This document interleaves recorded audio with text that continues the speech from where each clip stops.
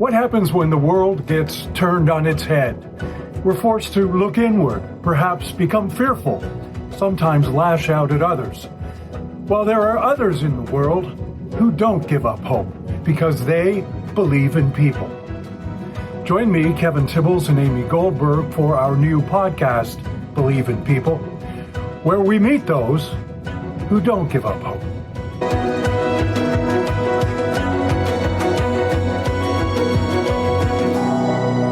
Everyone knows that the dude abides, right? Well, he really does in more ways than one. Jeff Dowd, that's his real name, has been leaving his mark on the world of counterculture for decades.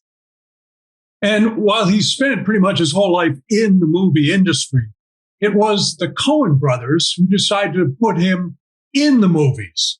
The dude is played by Jeff Bridges in, of course, The Big Lebowski. Well, today we'll discover there is a lot more to Jeff Dowd than bowling and White Russians because Jeff believes in people.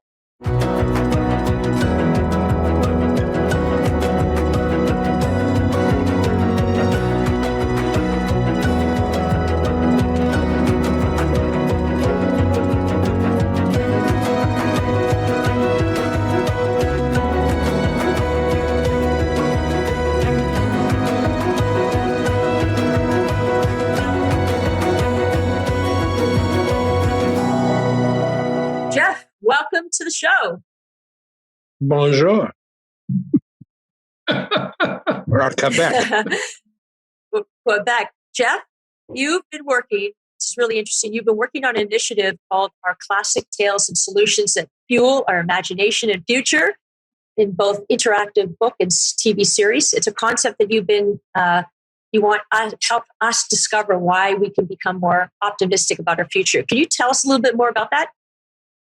Yeah, in the world of film noirs and memoirs, in a certain sense, it's a kind of a doudoir, which is, a lot of stuff. I've been fortunate to be in the right place at the right time or the right place at the wrong time to make it more interesting. And so, we have a lot of classic tales going back to in different sections, I'll put it that way.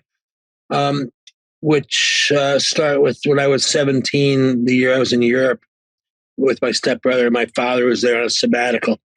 And we ended up traveling around with the Rolling Stones and the Living Theater and spent a lot of time with them. And it's quite an interesting, and being even in the studio with the Stones, but it was quite an interesting time to be, it was, leading into the summer of love in England and San Francisco and all that kind of stuff. So one whole section is that year, which includes hanging out with Likesville and Ginsburg and stuff like that. And then the next part has to do when we came back to the States and really has to do with the movements in the 60s about racism, about the Vietnam War, and eventually about, as we moved in the 70s, much more about the environment and, women's liberation and other forms of stuff like that. So the notion is to do, it's in one sense, it's a book, but it's also in modern times interactive.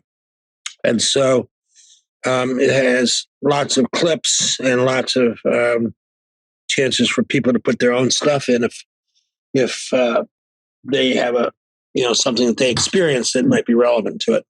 And then it goes on to now in modern times. And so it's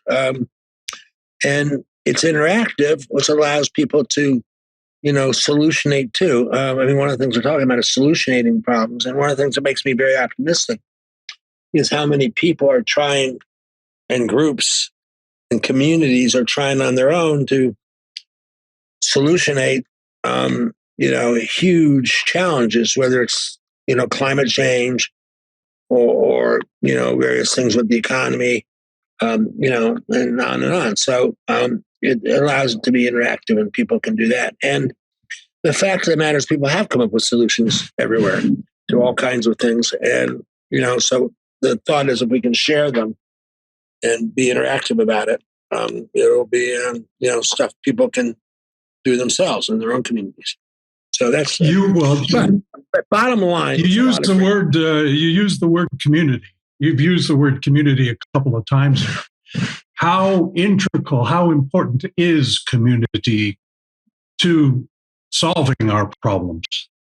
Oh, it's everything at this point. I mean, you could solve an individual family problem, maybe, or personal problem, but most of the problems have to do with, the way we interact in communities and of all kinds, whether it's an educational community or it's a business community, or, et cetera. It's a cultural community. So, yeah, that's kind of why I use that, because it's the way we're going to have to take on challenges together much of the time, but not necessarily in the ways that have been laid out by, governments right now.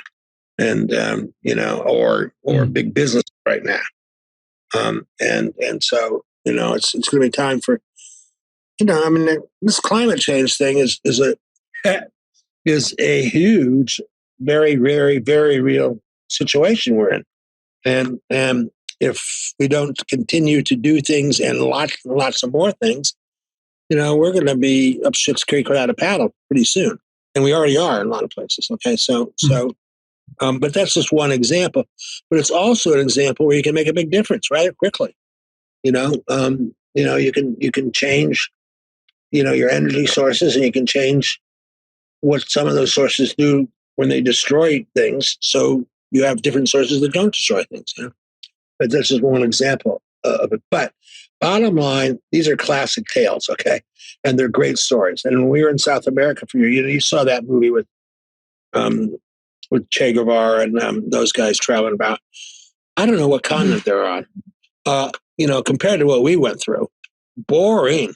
And of course, they were boring in a lot of Che was before it became Che, stuff like that. But I've lived around people who sought out adventure and sought out trouble and sought out all kinds of things. And so a lot of it is just great tales, not necessarily just my tales, but other people's tales I was around and can appropriate and stuff like that. So how are you compiling this, Jeff? How are you gathering all this? I'm writing it, and I'm just about to launch, probably in September, by the way. But when we launch our Dude's Dream thing too. But anyhow. Tell people about that, Jeff. I want to say about that. Let's in terms of compiling. It's being written, but it's very, very video, music heavy. So it's a combination of that. Look at it kind of as much as a show, as well as an interactive book. And this is because this is different than what you normally see. I'm not saying nobody's doing this, but not too many people are anything like this. So look at it like that. One of the other things we're doing is this thing called Dude's Dream, and we have 22 CBD type products that we're coming out with that do everything from. Let's see, I got something here. I'd have to go to the other room, but roll-on stuff that like deodorant, looks like deodorant that takes care of pain locally, to tinctures, to things that help you sleep. To just all kinds of wonderful products, and we actually have our own lab, scientists and people with the company we're working with called Covalent out of Las Vegas and LA, and so we are producing this stuff. We're never going to have a supply chain problem. Let's put it that way. And produce it, and so it's rather exciting, and we're giving away a certain portion of the money to various groups that might be deserving and stuff like that. So, but you'll hear a lot about it, and I'll hopefully get you guys a couple products that you might really like too, samples and stuff. So we have to talk a little bit about the dude part of it. And by the way, do you actually drink White Russians or what? No, No. But the answer is yes, there was a time we drank some White Russians. Joel and Ethan used it because it's a more interesting drink to play around than, let's say, Budweiser. Budweiser, like that. Anyhow, but I do smoke pot and all that kind of stuff. But I have an ambivalent feeling about the White Russians thing because I've seen, as I'm sure you guys have, the damage alcohol has done to certain people, and how it's damaged their lives and their families and partners. And so I don't want to be, out there.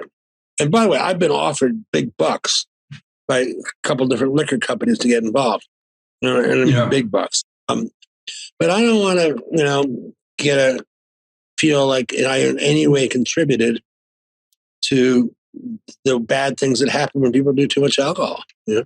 And well, what do you think you have contributed to with nothing? Absolutely nothing. But through the role, you've come onto these other separate projects. Yeah. Well, you asked me what the dude role has contributed or what I've contributed. I'm as involved. A result of the dude role. Yeah. Well, the dude role is, the thing about the dude, and I asked Phil Kuzno, Cousineau, who is the heir to Joseph Campbell, a guy who starts giving credit for Star Wars and all that kind of stuff. And asked, we were doing a seminar together at the Esalen Institute. I asked him, I said, what's the mythological significance of the dude? And he said, he's a holy fool. And what a holy fool is, like the original St. Francis, is someone who tells it like it is. And that's why a lot of people appreciate the dude. Because even though he's a stoned out type, stoner type, and this and that, he does tell it like it is, okay? And that led some light on the darkness of our world at times, okay? And I think that's part of it. Well, the dude has a soul. Yeah.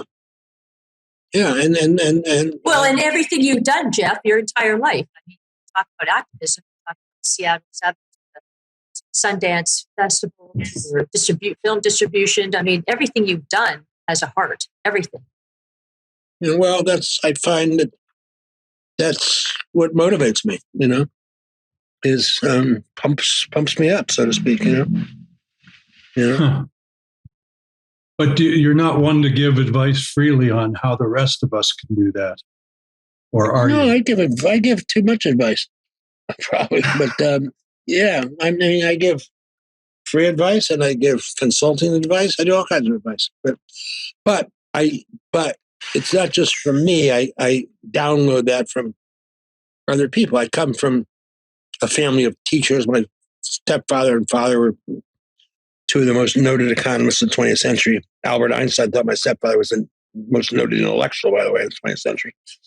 And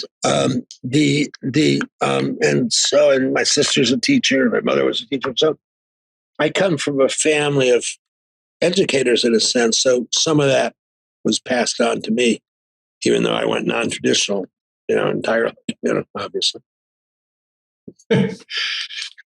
Well, you did. I accept it. I think that in many ways you sort of changed the tradition. I mean, people have these festivals every year in which they try to reenact, the big parts of The Big Lebowski. But I mean, my takeaway from that film, as I brought up a couple of seconds ago about the fact that he has Bridges has a soul as he plays the role of you in that. There's an inherent sort of goodness about the dude that you can't really escape. And I think that that's something that that's a tradition you carry on way beyond the role, right? Well, hopefully. Thank you. Yeah. Yeah. But, that gives you something to live for. Gives you, that's your energy. That's your fuel, And Jeff, I think isn't that the reason for all the story? I mean, you need an outlet. You need to share stories, your stories, other people's stories, so that they come together in a way of embracing more community. I'm hearing it's not called Dude's Classic Tales. It's called Our Classic Tales. Okay. Exactly. So if I'm doing something about an evening in Quebec with my younger daughter Keely, when we were up there doing something, Kevin might chime in something from now, something Quebecois or something like that. And so, we can make those kind of connections with Classic Tales, where something I'm telling can be the springboard to other people adding stuff. Which, by the way, I am coming to you from Quebec today, if you were wondering what the reference was to the Quebecois and all of that. We could do this all over again in French, should you want to, but Mais oui. You don't we'll stick to you could be le dude. Le dude. I'm forgetting what they call it in France, but something like that. Yeah, I've been to Quebec, a few times. And Toronto. I spent a lot of time in Toronto, but in Quebec, less time, but a fair amount of time. I'm from Jeff, upstate New York, and I lived in upstate New York. But my father taught at Cornell and Ithaca, so this is not far away from where I grew up. And Jeff, as part of your Classic Tales and Solutions, I know you are also very involved with Peace Jam. Does that segue into that, or tell us a little bit more about Peace Jam? Well, Peace Jam, Don, Gifford and Yvonne Savanovich, they were in Columbine. They were there. That's where they lived, in the town there, and they were motivated by that. And the guy's name is going to escape me now, Richard. I'm forgetting his name, from Columbine. But they decided that, what these kids needed, and these were, once again, 17, 18, 20, 21-year-old male guys who were, losing it, is they needed mentoring. And if they had mentoring, that might help them a lot when they were in these, moments of their lives, times of their lives, which they were very frustrated with. And so Dawn and Yvonne went, and they actually went and saw the Dalai Lama and suggested that maybe he could get involved. And he said, well, it's a great idea. Why don't you go see my friend Desmond down in South Africa? And they went down and saw Desmond Tutu. And then there ended up being 18 Nobel laureates who were involved in Peace Jam. And they mentor kids around the clock all year long. And this mentoring works. And none of the kids who they've mentored have ever done anything violent after that, by the way. And we're talking about thousands. Okay, so mentoring can work. Okay, and love can work, and kindness and helping people. And so the notion of Peace Jam basically was to mentor people. And when you see, really recently, Uvalde and, the thing in Buffalo, the supermarket, and, more recently, the thing at Highland Park, these are all young guys who somehow think that the way they're going to make their mark is to shoot up a bunch of people. And there are alternatives to that are more satisfying for those individuals themselves. Okay. And that's kind of what the mentoring can lead to. And that's my town, Highland Park. That's where I live. And it is an awful, obviously it's devastating, but I didn't know that what you're saying is that, I didn't know you were from Highland Park. Yeah, that's where I live. And it must be to show someone who's on the brink a different, perhaps a way out of doing this sort of thing, and to have the breadth of people who are Nobel laureates doing it, probably could have a real influence. Oh, it does. And the point is, one doesn't have to have the Dalai Lama mentoring somebody to help somebody. Mentoring works, and I think that needs to be more institutionalized or, practiced much more often, particularly with these young men at risk. I can only imagine it's quite different for young 17-year-old young women who aren't necessarily shooting stuff up at all, but they may be doing great harm to themselves or other things, and mentoring could help. Okay, even with young women, may not be out there killing people like the guys are, but so yeah, mentoring is and it also has to do with, it's more specific and individualized than going to school. The minute I say going to school, I go 11th grade. We can both go or something like that. It can be more to the point and more bring out the best in people. Whereas sometimes certain things of traditional school don't. So mentoring is phenomenally important at this time in history. Hmm. So the dude abides. Yeah, the dude peacejam.org, by the way. It's peacejam, one word, .org. Yeah, it's a terrific organization. And Jeff, what's your involvement? Are you mentoring as well? Yeah, I do it at various times with various people. Yeah. Yes, is the answer. And I go to some of the Peace Jam events, if I'm free and they're nearby, obviously. This has been affected, by COVID, but prior to that, yeah. Yeah.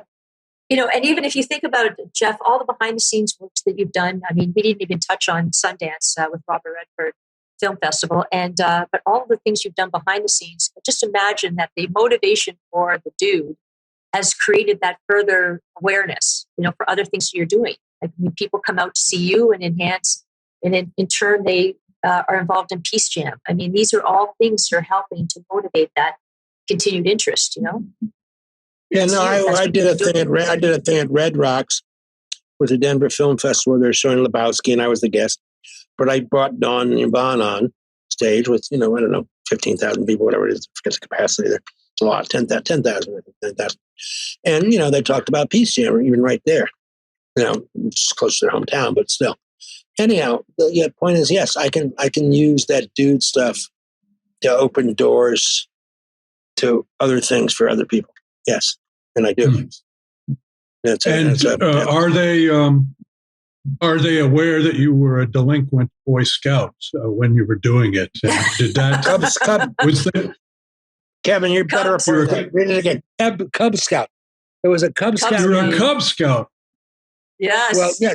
I was a Cub Scout, and we went to a Cub Scout meeting. This is in Cayuga Heights, Ithaca, New York, where a lot of the professor types and other types live. And we went to the den meeting, and there was a barn fire about 200 yards down the road, huge barn fire.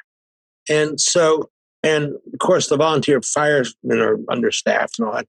So all the Cubs wanted to go help, pull hoses and stuff like that. And the den mother said, "You can't do that." And we said, "Well, you're going to stop us from doing, trying to stop a barn fire, the neighborhood burning down." So we all just left, and we were all thrown out of Cub Scouts for that. But we ended up pulling hoses and helped barn fire out and save the field and all that kind of stuff. But yeah, that was my end of Cub Scouts right there for doing the right thing. But that was the beginning of the rest of your life. Yeah, you got it. We're going back after that. Jeff, Kevin, and I and our viewers want to know, why do you believe in people?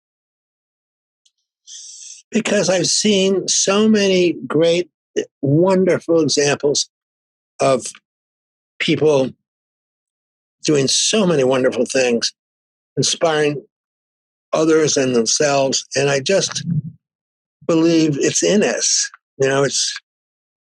God created, whatever you want to call it, to have abilities that are amazing. And they're there to be used and to do things with and to, live life to its fullest.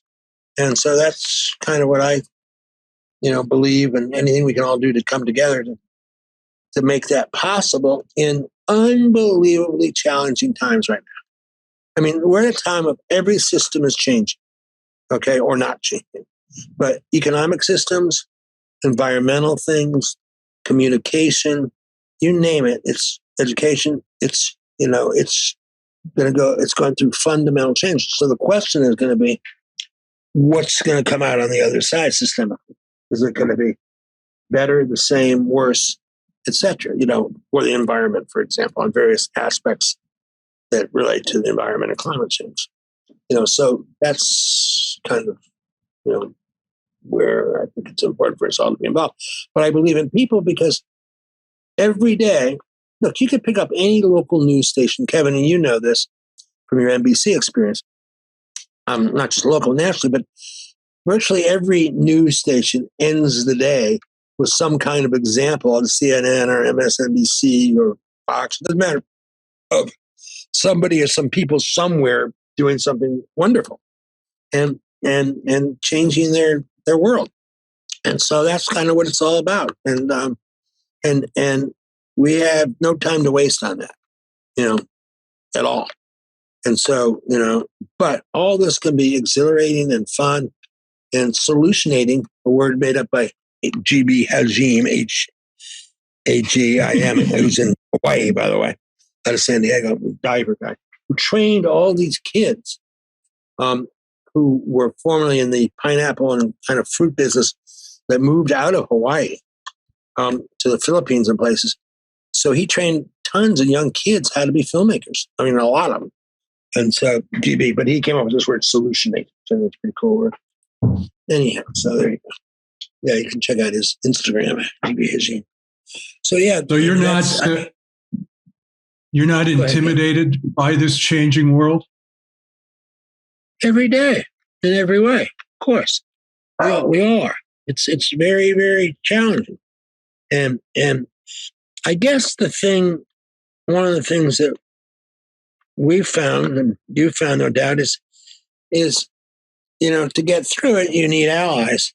There are strong people who can do it all alone, but it certainly helps to have friends and colleagues and allies in these tough times. As you two know yourself, it's not the Amy show or the Kevin show, it's the Amy and Kevin show. Okay? So, but people really, really need allies to get through this tough world right now. It's tough. Yeah. The Dude Show. The Dude Show. Dude abides. Yeah. The Grateful Dude abides. Well, thanks for abiding with us for half an hour. Anytime. Well, Kevin, he has a lot going on, doesn't he? Yeah, and I'm still taken aback by the fact that there actually is a guy that they actually made the dude after. And I still believe that the dude in the center of his heart was a good man. And it sort of sounds like Jeff really is the dude, because that's the impression one takes away from talking to him. Absolutely. The dude abides. So does Kevin and Amy.